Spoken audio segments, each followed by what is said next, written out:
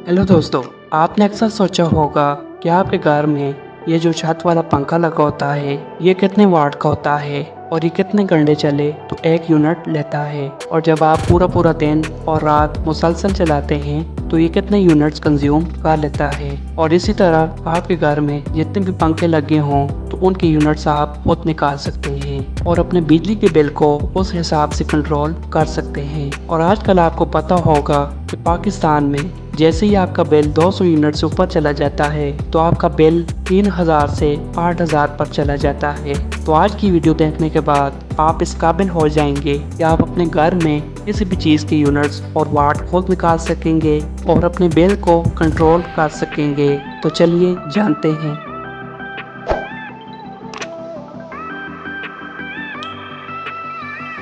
तो दोस्तों, यूनिट्स और वाट निकालने के लिए आपके पास इस तरह का एक एम्पेयर मीटर का होना ज़रूरी है। इसको क्लैंड मीटर भी कहते हैं। ये आपको आपकी सिटी से किसी भी स्पेयर पार्ट्स की दुकान से 1000 से लेकर 2000 रुपये का मिल जाएगा।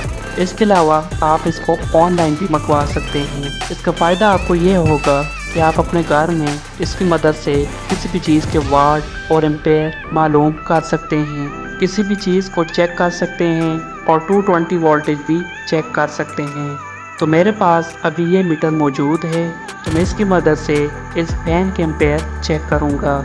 एम्पेयर चेक करने के लिए सबसे पहले फ़ैन को ऑन करें। इसके बाद मीटर को इस रीडिंग पर सेट करना है।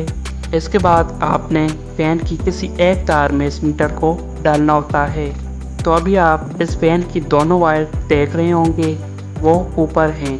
तो मैं यहाँ इस बोर्ड को ही खोल लेता हूँ और फैन की वायर में इस मीटर को डालकर इसके एम्पेयर चेक कर लेता हूँ। तो दोस्तों, बोर्ड को मैंने खोल लिया है। तो ये जो स्पीड के साथ जो वायर लगी है ये फैन की है। तो इसमें इस मीटर को डालते हैं। याद रहे दोस्तों, अगर आप दोनों वायर में इस मीटर को डालेंगे तो ये एम्पेयर शो नहीं करेगा। इसको एक वायर में डालना होता है। तो अभी हमारे पास इस फैन के एम्पेयर आ गए हैं जो 2.29 हैं। तो हम इसको नोट कर लेंगे। अब हमारा काम फैन के साथ ख़त्म हो गया है।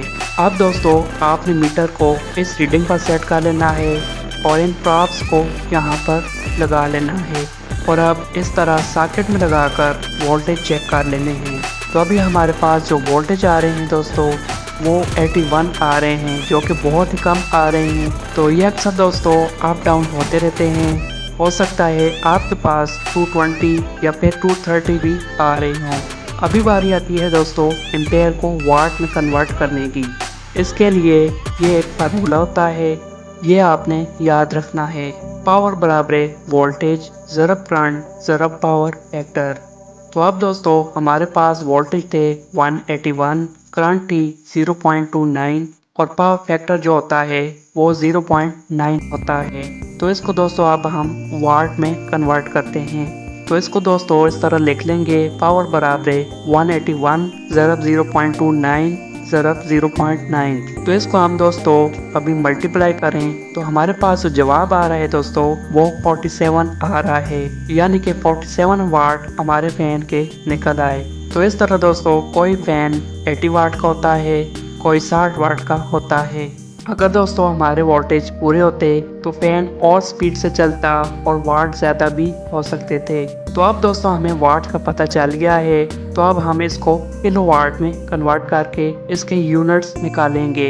तो दोस्तों यूनिट्स निकालने के लिए एक अलग फार्मूला होता है जो किलो वाट आवर होता है और इसको दोस्तों kWh से जाहिर किया जाता है। K का मतलब होता है दोस्तों किलो, W का मतलब होता है वाट और H का मतलब होता है हावर यानी कि घंटा। तो हमारे फैन के दोस्तों 47 वाट थे, तो हम इसको किलो वाट में कन्वर्ट करते हैं। तो किलो का मतलब होता है दोस्तों 1000। तो 47 को हम 1000 पर जब डिवाइड करेंगे तो जवाब आएगा वो 0.047 आएगा। तो हमारे दोस्तों किलो वाट निकल आए। अब फर्ज करें हमारा ये फैन रोजाना 15 घंटे चलता है, रात और दिन को। तो हम 0.047 को 15 से जब ज़रब देंगे तो जवाब आएगा वो 0.705 आएगा। तो अब दोस्तों हम इसको 30 दिनों के साथ ज़रब देंगे तो इसका दोस्तों जो जवाब आ रहा है वो 2.15 आ रहा है, यानी कि ये फैन अगर रोजाना 15 घंटे चले तो महीने के ये 21-22 यूनिट्स कहा जाता है। इसी तरह अगर घर में 3 फैन हैं तो 21 को 3 से ज़रब दे दें तो ये 63 यूनिट्स बन जाएंगे। तो इस तरह दोस्तों आप किसी भी चीज़ के यूनिट्स और वाट निकाल सकते हैं। तो उम्मीद करता हूँ दोस्तों आपको ये वीडियो पसंद आई होगी, कुछ सीखा होगा। तो मिलते हैं इसी तरह की एक और